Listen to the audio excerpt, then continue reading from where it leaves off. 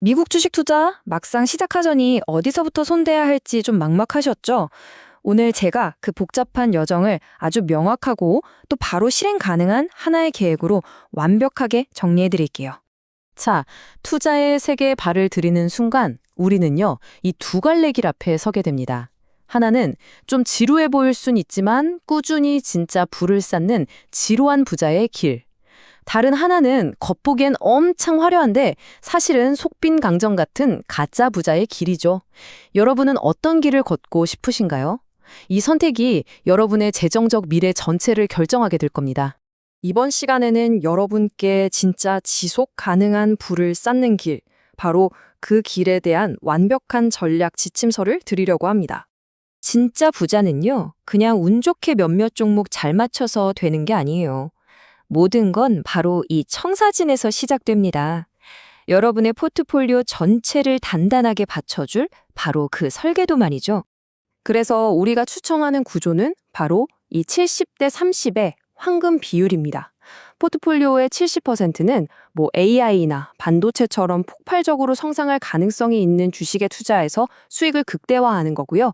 그리고 나머지 30%는 금융이나 에너지처럼 좀 안정적인 가치주로 든든하게 받쳐주는 거죠. 그러니까 공격과 수비의 밸런스를 딱 맞추는 게 핵심이라고 할 수 있겠습니다. 자, 이제 현금에 대한 생각을 한번 완전히 뒤집어 봐야 합니다. 보통 현금 들고 있으면 저걸로 투자했으면 얼마를 벌었을 텐데 하면서 기회비용이라고 생각하잖아요? 아니에요. 현금은 최고의 기회 그 자체입니다. 왜냐? 시장이 무너질 때 이 현금이 여러분 손에 들린 가장 강력한 무기가 되거든요. 보시는 것처럼 시장 상황에 따라서 우리 현금 비중은 아주 유연하게 움직여야 해요. 평소에는 한 5에서 15% 정도만 갖고 있다가 시장이 한 10% 정도 빠지네. 그럼 현금을 30%까지 늘리는 겁니다. 만약 30%짜리 폭락장이 온다? 그럼 최대 50%까지 현금을 꽉 쥐고 있다가 정말 말도 안 되는 가격에 좋은 주식을 살 수 있는 절호의 기회를 잡는 거죠. 투자의 전설 워런 버핏이 이런 말을 했죠. 현금은 포지션이다. 이게 무슨 뜻이냐면요. 현금을 들고 있는 게 그냥 멍하니 기다리는 게 아니라는 거예요. 오히려 시장의 변동성을 내 편으로 만들기 위한 가장 적극적이고 아주 전략적인 결정이라는 거죠. 자, 좋습니다. 이제 우리 포트폴리오라는 집을 지을 완벽한 청사진을 손에 넣었어요. 그럼 다음 질문은 뭘까요? 당연하죠. 이 멋진 집에 어떤 가구를 채워 넣을 것인가? 즉, 승리하는 주식은 대체 어떻게 찾아낼 수 있을까요? 그 철학은 의외로 간단합니다. 딱 두 단계예요. 좋은 기업을 찾는 일과 그걸 싸게 사는 일을 철저하게 분리해서 생각하는 겁니다. 이게 다예요. 자, 이게 바로 우리가 찾는 좋은 기업의 입장권입니다. 이 엄격한 기준을 통과해야만 해요. 예를 들면 매출은 매년 15% 이상씩 쑥쑥 커야 하고 자기 자본 이익률, 그러니까 ROE도 15%는 가뿐히 넘어야죠. 이렇게 확실한 숫자로서 본인의 가치를 증명하지 못하는 기업은 아예 우리 고려 대상에서 제외하는 겁니다. 근데 아무리 좋은 기업이라도 막 남들 다 살 때 비싸게 사면 아무 소용 없잖아요. 그쵸? 그래서 기업이 이 퀄리티 필터를 통과했다면 이제는 가치 평가라는 두 번째 관문을 통과해야 합니다. 이 주식이 성장성에 비해서 너무 비싼 건 아닌지, 비슷한 다른 회사들에 비해서는 싼 편인지 이런 것들을 꼼꼼하게 따져보는 거죠. 한마디로 좋은 가격인지 확인하는 단계입니다.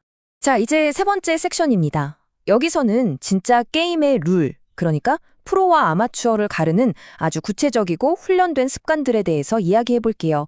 포트폴리오 성공의 진짜 핵심은요, 바로 이 비중 관리, 즉 포지션 사이징에 있어요. 가장 확신이 강하고 우리 팀의 에이스 같은 코어 자산에는 10에서 15%의 가장 큰 비중을 실어주고요. 그 다음 유망주 같은 세컨더리 아이디어에는 한 5에서 8%, 그리고 이건 어떨까 하고 탐색하는 종목에는 1에서 3% 정도의 작은 비중만 두는 겁니다. 절대로 어떤 한 종목이 포트폴리오 전체를 흔들게 둬서는 안 됩니다. 그리고 이건 정말 중요한 원칙인데요. 절대 한 번에 모든 돈을 다 넣지 마세요. 먼저 목표 비중의 한 30에서 40% 정도만 사서 발을 담그는 겁니다. 그래도 주가가 한 10%쯤 빠지면 오이고 할 게 아니라 땡큐 하면서 30%를 더 사서 평균 단가를 낮추는 거죠. 여기서 더 빠져서 진짜 싸자고 확신이 들면 그때 나머지 비중을 채우는 거예요. 이 분할 매수야말로 리스크를 관리하는 가장 확실한 방법입니다. 이 분할 매수 전략의 핵심 철학은 바로 겸손함입니다. 내가 시장의 바닥을 정확히 맞출 수 있다. 이런 오만을 버리는 거죠. 우리는 그저 시장의 움직임에 현명하게 대응할 뿐이라는 사실을 인정하는 태도.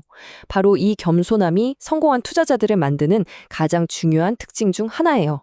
리밸런싱은요, 비유하자면 포트폴리오의 자동 항법 장치 같은 거예요. 어떤 주식이 너무 많이 올라서 목표 비중을 5% 이상 넘어가면 이 시스템이 알아서 일부를 팔아서 수익을 챙겨주고요. 반대로 너무 떨어져서 비중이 낮아진 주식은 자동으로 사들입니다. 이렇게 감정이 아니라 시스템으로 비쌀 때 팔고 쌀 때 사게 만들어서 항상 처음 계획했던 그 청사진대로 포트폴리오를 유지시켜주는 거죠. 자, 그럼 언제 팔아야 할까요? 핵심 원칙은 딱 하나입니다. 주가가 아니라 비즈니스를 보고 파는 거예요. 주가가 떨어져서 무섭다고 파는 게 절대 아니고요. 그 회사의 경쟁력이 예전 같지 않다, 펀더멘털이 망가졌다, 이런 판단이 설 때만 매도 버튼을 누르는 겁니다. 모든 결정은 두려움이 아니라 철저한 분석에 근거해야 합니다. 이제 드디어 마지막 네 번째 섹션입니다. 지금까지 이야기한 모든 것들을 가능하게 하는 가장 중요한 재료, 바로 여러분의 마음, 즉 투자 마인드셋입니다. 전략이 집의 설계도, 즉 청사진이라면요. 이 마인드셋은 그 집을 받치는 기초 공사예요. 기초가 부실하면 아무리 멋진 설계도라도 결국 무너지고 말겠죠. 장기적으로 봤을 때 이것이야말로 지루한 진짜 부자와 화려한 가짜 부자를 가르는 결정적인 차이가 됩니다. 워렌 버핏의 이 유명한 말, 정말 투자의 본질을 꿰뚫고 있죠. 주식시장이란 건 본질적으로 참을성 없는 사람들의 돈이 결국엔 참고 기다리는 사람들의 주머니로 들어가는 거대한 장치라는 겁니다. 여러분, 복리라는 마법의 여정에서 시간과 인내심은 우리의 가장 강력한 아군이에요. 사람들은 주가가 막 오르내리는 걸 리스크라고 생각하는데요. 진짜 리스크는 사실 다른 데 있어요. 바로 내가 지금 뭘 하고 있는지 모르는 상태 그 자체죠. 내가 투자한 기업에 대해 속속들이 알고 있다면 시장의 단기적인 소음은 더 이상 두려운 리스크가 아니에요. 오히려 기회가 되죠. 지식이야말로 리스크를 막는 최고의 방패입니다. 벤자민 그레이엄의 이 말도 정말 명쾌하죠. 단기적으로 시장은 인기 투표 같아요. 어떤 주식이 더 핫하고 더 유행하는지에 따라서 가격이 춤을 춥니다. 하지만 길게 보면 시장은 아주 정직한 저울과 같아요. 결국 그 기업의 진짜 무게, 즉 내재 가치에 맞게 주가는 제자리를 찾아가게 되어 있습니다. 우리는 반짝하는 인기가 아니라 이 변하지 않는 무게에 집중해야 합니다. 이제 앞으로 매수 버튼을 누르기 전에 스스로에게 이 질문들을 던지는 습관을 한번 들여보세요. 내가 이 회사를 남에게 10분 안에 설명할 수 있나? 주가가 지금부터 30% 폭락하면 나는 더 살 수 있을까? 이 질문들에 네 라고 자신 있게 대답할 수 있을 때 비로소 여러분의 투자는 지루한 진짜 부자의 기준을 충족하는 겁니다. 마지막 질문입니다. 여러분의 포트폴리오는 그저 남들에게 좋아 보이기 위해 만들어졌나요? 아니면 정말 오래도록 지속되기 위해 만들어졌습니까? 이 질문에 정직하게 답하는 것, 그것이 바로 진정한 세대를 넘어 이어지는 부를 쌓는 첫걸음이 될 겁니다.